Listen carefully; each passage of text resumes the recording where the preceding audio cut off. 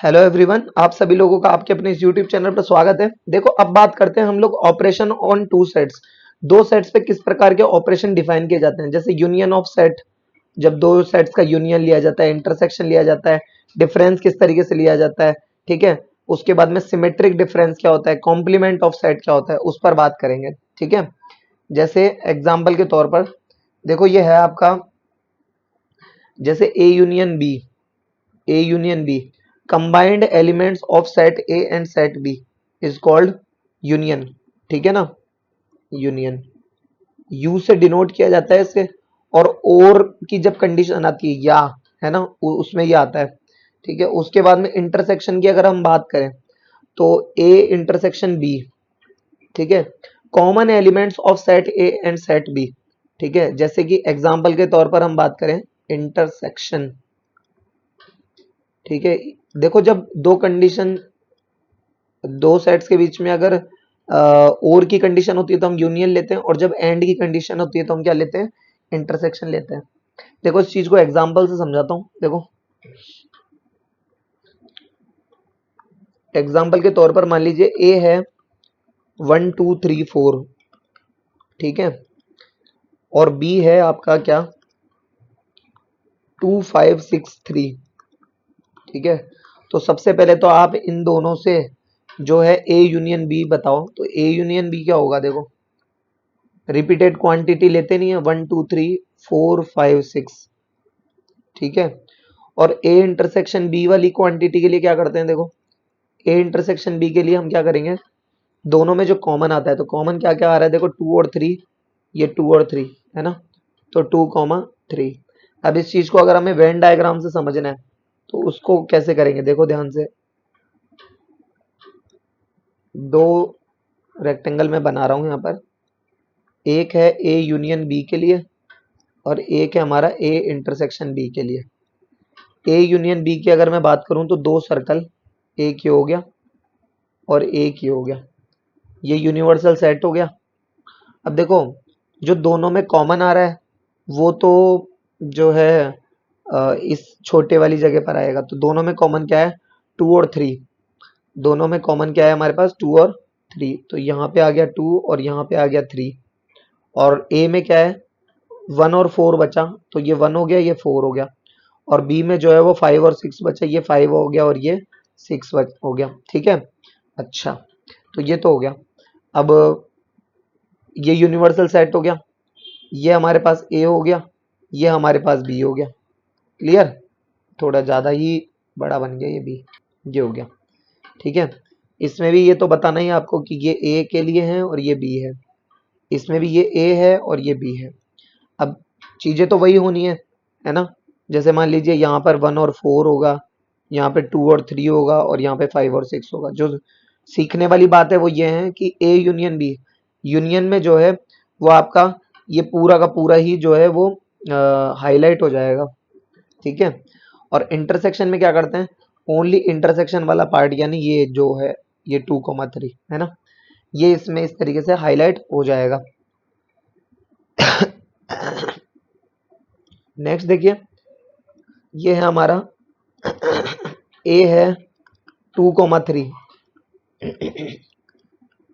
B है हमारा 1 2 3 4। अब ए यूनियन बी अगर हम फाइंड करें तो ए यूनियन बी क्या होता है, देखो, 1 2 3 और ये 4 है ना। और ए इंटरसेक्शन बी क्या होता है, देखो, ए इंटरसेक्शन बी दोनों में जो कॉमन आ रहा है, 2 और 3 कॉमन आ रहा है बिल्कुल, तो ये हो गया 2 और 3। अब इसके लिए भी अगर आप गौर करो तो जो कॉमन आ रहा है वो क्या क्या आ रहा है वो आपको थोड़ा सा देखना पड़ेगा। देखो, अब देखो इसको कैसे करना है। इसमें क्या है कि हमें जो दिया हुआ है वो क्या दिया हुआ है, देखो, a = 2 3 है ना। तो एक को मान लेंगे हम a, जैसे अंदर वाले को मान लिया हमने a, और ये ले लिया b। तो a है 2 3, तो ये 2 हो गया और ये 3 हो गया। b में क्या क्या आ गया, 1 2 3 4, 2 3 तो हो ही गया और 1 और 4 हो गया। और ये यूनिवर्सल सेट है ही सही। ठीक है, इसमें क्या होगा, देखो, ये छोटा वाला a हो गया, ये बड़ा वाला b हो गया। इसमें भी वही, a में 2 और ये 3, b में 1 और 4, 1 और ये 4, और ये यूनिवर्सल सेट है ना। अब एक चीज देखो, इसमें देखा जाए तो दोनों में जो इंटरसेक्शन में आया है, वो इंटरसेक्शन में इसमें 2 और 3 आ रहा है, 2 और 3 आ रहा है। तो इसमें अगर इंटरसेक्शन में 2 और 3 अगर आ रहा है तो हमें जो हाईलाइट करना है वो भी 2 और 3 को ही हाईलाइट करना है, क्योंकि ये जो क्वांटिटी है, मान लीजिए वो मैं ए यूनियन बी के लिए बता रहा हूँ और ये मैं बता रहा हूँ ए इंटरसेक्शन बी के लिए। पहले आप इंटरसेक्शन वाला देखो, इंटरसेक्शन वाले को जब हम देखेंगे तो इसमें 2 और 3 जो है वो इंटरसेक्शन में आ रही है, तो ये हो गया। और ए यूनियन बी में जो है 1 2 3 4, यानी ये पूरा का पूरा ही आ रहा है, तो ये पूरा का पूरा इस तरीके से क्या हो जाएगा, हाईलाइट हो जाएगा। ठीक है, क्लियर। अच्छा, उसके बाद देखो, अब देखो एक और एग्जांपल लेते हैं हम लोग नेक्स्ट कंडीशन के लिए। ए इक्वल टू हो जाएगा हमारा क्या, 2,3, बी हो जाएगा मान लीजिए हमारा 1,4,5।